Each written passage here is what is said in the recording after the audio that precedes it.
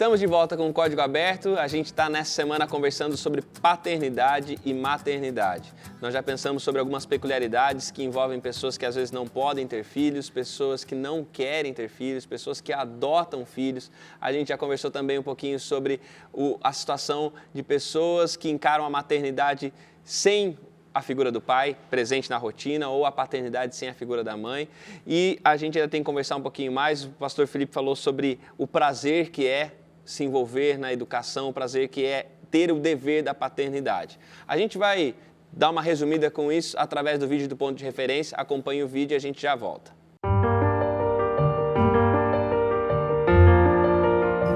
Filhos, às vezes nos esquecemos como o nascimento de uma nova vida é um milagre de Deus. E não importa as circunstâncias que vieram, a dor suportada ou quem eles se tornaram, devem ser amados de todo o coração, porque é um privilégio e grande responsabilidade. Alguns esperam e clamam a Deus por essa bênção, e Ele responde de maneira miraculosa, como no caso de Sara e Ana. Em outros casos, por maior que seja o sonho e a fé, recebemos apenas um silêncio ensurdecedor de Deus. Talvez você nunca vai entender esse silêncio, mas Deus entende suas feridas e tristeza e se compadece de você. Outras pessoas decidem voluntariamente não ter filhos e devem ser respeitadas, ainda mais em um mundo tão cheio de dor, tristeza e sofrimentos. Outras decidem de maneira abnegada e amorosa dar o seu amor a filhos não gerados no seu ventre, mas no seu coração, através da adoção. Uma das mais lindas provas de amor e caráter. Tarefa extremamente desafiadora é ser pais solteiros, que podem envolver várias situações, como viuvez, relacionamentos fora do casamento, agressões sexuais. Mas seja qual for, devemos nos esforçar para ajudar irmãos nessa situação e aliviar o seu fardo. Nenhum filho é igual ao outro, mesmo que sejam criados pelas mesmas pessoas, nos mesmos princípios. Mas o plano de Deus é que os pais sejam condutores e ensinem os seus filhos a amar e obedecer ao Senhor. A oração do Shema, em Deuteronômio 6, descreve essa ordem ao dizer que os pais devem ensinar os filhos a amar a Deus de todo o coração e guardar sua palavra. É usada a palavra inculcar, que é muito mais do que contar uma historinha, mas usar de todos os meios possíveis para que o amor de Deus faça parte da vida dos filhos. Além disso, é ordenado atar as palavras nas mãos e na cabeça, que significam ações e atitudes, assim como nos umbrais das casas, para que se lembrem delas e saber que sua casa e sua vida devem ser regidos por esses princípios. A responsabilidade dos pais vai muito além de ensinar. Ela deve ser um discipulado para que os filhos queiram se tornar de Cristo. A palavra do Senhor mostra que a educação deve ser sempre com bondade e que os filhos devem ser instruídos na justiça, sustentados pelos pais com bons exemplos e com disciplina. E, em último caso, com castigo físico, mas sempre com amor e contrição. Mas os pais podem fazer de tudo e mesmo assim os filhos deixarem a fé. Isso não necessariamente é culpa deles. Lembre-se que vivemos no princípio do livre-arbítrio e os filhos têm a mente própria.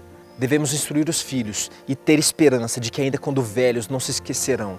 Mas isso não é uma promessa como muitos pensam, e sim um princípio de que as lições aprendidas durarão toda a vida, mesmo que escolhamos não segui-la. Ser bons pais é nossa escolha. O que os filhos se tornam é a escolha deles. Nosso papel é orar com fervor, sem culpa, lembrando que Deus ama nossos filhos mais do que nós mesmos. Morreu e fará o impossível por eles. Que a paz seja convosco.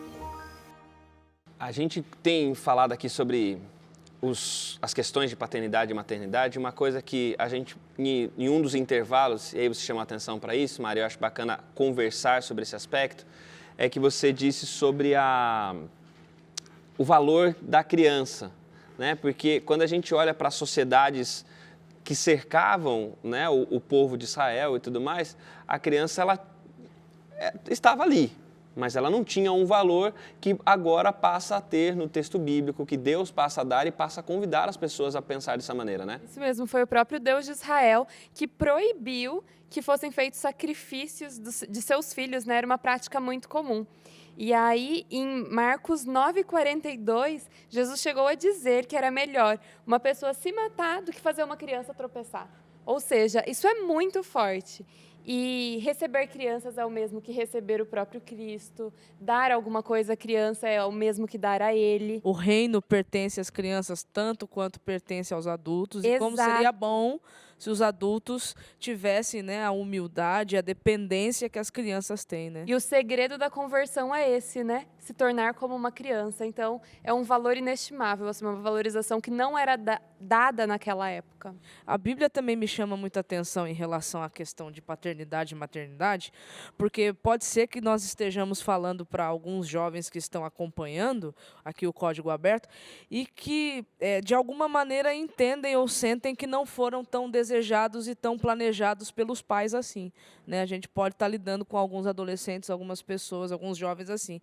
Então, eu queria dizer uma coisa para esses jovens. Eu posso, Tiago? Posso diretamente para eles? Eu queria dizer para vocês, aqui, ó, olhando aqui bem no olho de vocês, que por mais que o seu pai e a sua mãe terrenos não tenham te planejado, o Salmo 139 garante que você foi sonhado, planejado e executado por Deus. Seus pais podem não ter planejado você, mas Deus planejou, por isso que Ele permitiu que você viesse à existência. Então a Bíblia, Amém. eu acho a Bíblia linda por causa disso. Ela mostra que nada foge dos planos de Deus, nada foge da visão de Deus. Então, nós somos muito valiosos para Ele, as crianças são muito valiosas para Ele. E existe um convite na Bíblia, quando Jesus fala, né, para a gente sair e fazer discípulos, de alguma maneira isso se aplica também à experiência da paternidade, da maternidade, que é discipular os filhos. O que significa isso? O que Deus... E quando a gente pensa nesse discipular os filhos, talvez essa seja a missão principal da paternidade e da maternidade. Qual que é essa missão de discipular? O que significa um pai e uma mãe como fazedor de um discípulo através do seu filho? Eu acho que essa palavra se aplica muito bem à paternidade, à maternidade, discipular. Porque discipular não é ensinar de longe, né? Discipular é você ensinar ao lado, é você fazer alguém querer imitar você. Então tem algumas responsabilidades em relação ao discipulado. Primeiro, o discipulador precisa ser digno de ser imitado. Porque não existe discipulado sem que o discipulador seja alguém que deve ser imitado. Não existe discipulado sem admiração. O né? discipulado, ele consiste nisso, é alguém imitar o discipulador. Então, os pais precisam ter essa consciência de que eles devem se preparar para serem imitáveis. E aí depois, nessa caminhada que a gente já citou aqui, então, você quer ensinar o seu filho a ler a Bíblia, deixe ele te ver lendo a Bíblia e leia a Bíblia com ele. Você quer ensinar seu filho a gostar de ler, então leia com ele e deixe ele te ver lendo. A ser educado com as mulheres, então seja educado com a sua esposa. E tratar bem as pessoas mais humildes, trate bem as pessoas mais humildes. Então, nesse processo, você quer ensinar seu filho a ter comunhão com Deus, então tenha comunhão junto com ele e deixe ele te ver tendo comunhão. Esse processo de discipulado com o filho é desafiador, mas é muito gostoso, porque ele acontece no caminho. Ele acontece não de cima para baixo, mas ele acontece junto, com o filho no colo, com o filho dando a mão, essas coisas todas. Eu creio 100% nisso, apesar de não ter filho. Eu tenho um pouco de medo do outro polo, do extremo a esse. Que é o pai, inclusive, que trabalha com afazeres da igreja, e está entendendo que ele ali, toda a cerimônia da igreja, ele está à frente, está falando e tudo mais, que isso é o suficiente, que a educação à distância é o suficiente. E na Bíblia a gente tem alguns casos, por exemplo, Eli, onde, cara, os filhos dele dão muito ruim, então não é necessariamente somente ele te ver fazendo algo, mas vocês fazerem juntos, Com ter certeza. essa troca é muito importante. Faça o que eu digo, porque eu faço. Não faça o que eu digo, mas não o que eu faço. Né? O discurso e a prática, né? Olhando para isso, pensando nessa questão de discipulado, eu sei que os pais de todos nós aqui, de alguma maneira, são falhos e falharam com a gente, né, em uma série de coisas. Mas uma pergunta que eu queria fazer com vocês, para a gente terminar com esse exercício agora, e você pode pensar nisso em casa, aproveitar fazer esse exercício junto com a gente também, e talvez compartilhar com a gente por alguma das redes também aquilo que vem à sua cabeça. Maiara, quando você pensa nos seus pais, o que característica de Cristo você vê neles? A capacidade de se doar por alguém sem esperar nada em troca. Muito Eu legal. vejo isso na minha mãe e vejo isso no meu pai. Muito legal. Capacidade de se doar sem esperar retorno. Você, Felipe? Olha, eu penso nos meus pais e eu vejo cuidado. Eles cuidaram de mim com tudo que eles tinham, com tudo que eles eram, e Deus faz isso também com a gente. Então, uma característica de Cristo nos meus pais é o cuidado. Legal. Elbert, você, quando você pensa nos seus pais, na vida deles, no seu pai, na sua mãe, o que você olha para eles hoje olhando e fala, cara, nesse quesito, meus pais eram muito parecidos com Cristo? O meu pai é a paciência, a calma, a tranquilidade. Nossa, isso é muito forte nele. E a minha mãe, o amor, mas num formato compaixão, numa intensidade muito grande em buscar justiça e amar o próximo. Legal. Você, Mari? A mesma coisa que o pastor Felipe, eu inclusive tinha pensado nisso antes, sabe? Meus pais foram muito cuidadosos comigo, eles se preocupavam e sempre tentavam suprir minhas necessidades. E assim como eu nunca precisei me preocupar se lá em casa teria comida ou não, eu sei que hoje eu posso me preocupar que o meu Pai Celeste também faz isso. Eu não preciso me preocupar quanto ao futuro. Porque assim como os meus pais supriam as minhas necessidades, eu sei que Deus continuará suprindo. Que legal. Quando eu penso nos meus pais, mesmo eles não pertencendo à mesma igreja, tal, mas quando eu penso neles, no meu pai, uma coisa que eu vejo nele é uma vida de oração. Meu pai, eu me lembro de muitas vezes vê-lo orando, por muito tempo. E na minha mãe é a sabedoria em pacificar. Minha mãe era uma pacificadora.